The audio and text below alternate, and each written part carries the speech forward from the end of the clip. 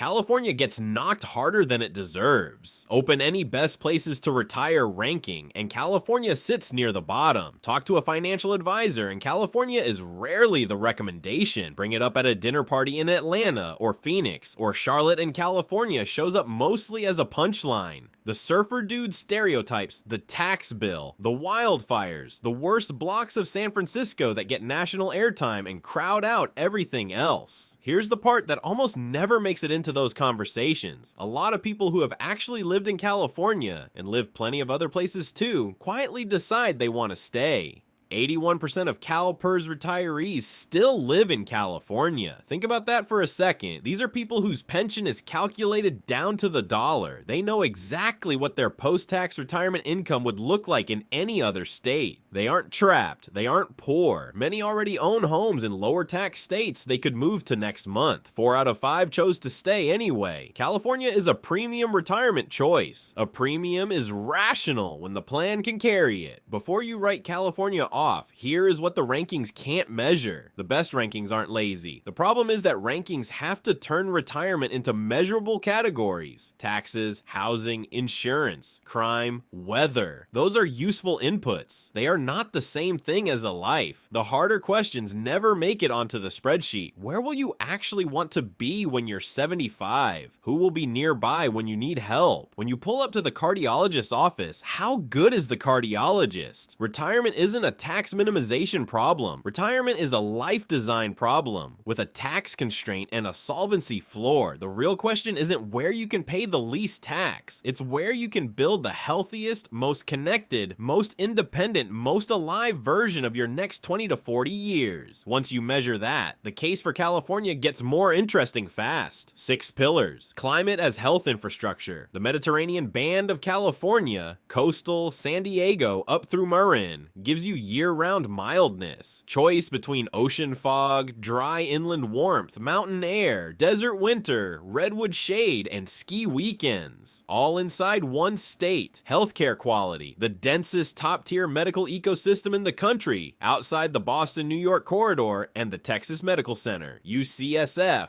UCLA, and Stanford all rank top 10 nationally. When you're 78 and you need a top oncologist, the state you retired into either has that ecosystem nearby, or it doesn't. Geography, the coast, the Sierra, the desert, the redwoods, Big Sur, Yosemite, Death Valley, all within a few hours. Most retirements end up spent in a 20-mile radius. California's 20-mile radius is more interesting than most people's continents. Food and natural abundance. This is a different kind of health asset. Nutrition and culinary breadth, not medical ecosystems. California grows nearly half of the country's vegetables and more than 3/4 of its fruits and nuts. Year-round produce. 5 cuisines within 15 minutes. If your retirement includes cooking more and walking to a market, California isn't just expensive, it's unusually rich.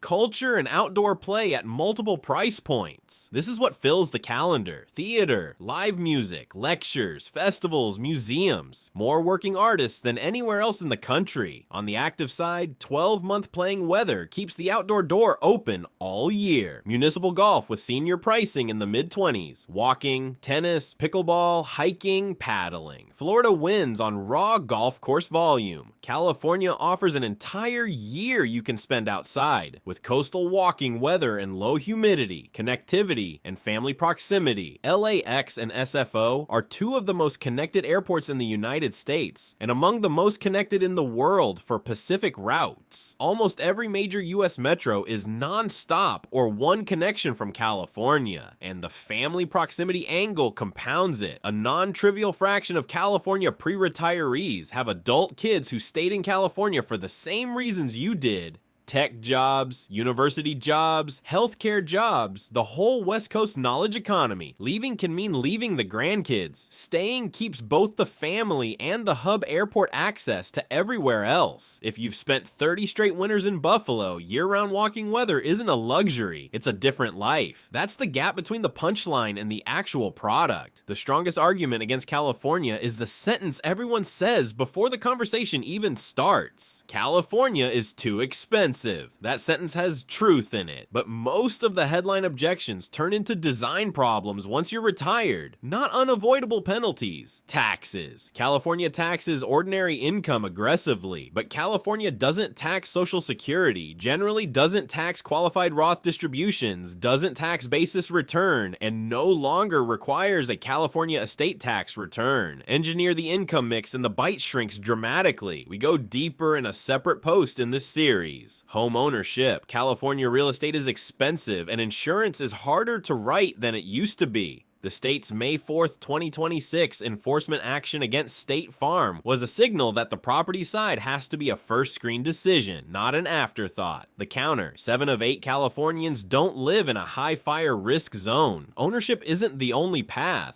Renting is genuinely underrated in 2026, and California has state-specific tools that protect long-term homeowners. We go deeper in a separate post in this series. Safety. There are pockets where a retiree shouldn't park, walk at night, or live casually, but you aren't buying California in the abstract. You're choosing a Launchpad inside a 163,000 square mile state. Energy. California gasoline is expensive, so is electricity, but retirement attacks the most expensive use case, the daily commute. A working family asks, can we afford California gas while commuting? A retiree can ask, can we design a life where we barely buy gas at all? Different questions. We go deeper in a separate post in this series. Set the floor. Honestly, do not buy a premium you cannot manage. If a higher insurance bill would force unsustainable portfolio withdrawals, California isn't the right risk profile right now. That doesn't make California bad. It means the plan needs more margin first. California is a premium retirement choice. A premium is rational when the plan can carry it. 5 practical decisions turn the substrate into a real retirement instead of a marketing brochure. This is the overview, the deep dive lives and companion posts in this series. Decision 1, your income mix. California's state tax math isn't binary. It's structural. Live on dollars. California either exempts or treats favorably. Social Security, qualified Roth, return of basis from a taxable brokerage. Use the gap years between your last paycheck and your first RMD as a Roth conversion runway. Get the structure right and your California income tax can land near zero. Get it wrong and you'll pay more here than almost anywhere else. We go deeper in a separate post in this series. Decision 2, your Launchpad. California real estate in 2026 is bifurcated. 3 patterns work. The lock and leave urban condo, the small detached single-family home, and the renter's Launchpad. Prop 19 lets eligible homeowners 55 and older transfer a low assessed value base to a replacement primary residence anywhere in the state. Pick a Launchpad, not a fortress. Insurance availability comes before everything. We go deeper in a separate post in this series. Decision 3, your healthcare match. Health coverage isn't a price decision. It's a lifestyle decision wearing a price tag. Original Medicare Plus Medigap Plan G gives you the broadest provider network in the country and works for travelers. Medicare Advantage can be near free in monthly premium and works for anchored retirees. California's birthday rule is the state's underappreciated edge. A Medigap mistake at 65 isn't permanent here. We go deeper in a separate post in this series. Decision 4, your mobility stack. The day you stop being able to drive yourself, your geographic radius drops by 90%. California has more infrastructure for delaying that day than anywhere else. 94% of California is within 10 minutes of a public charger. Add hub airport connectivity, and your geographic horizon expands in retirement instead of contracting. We go deeper in a separate post in this series.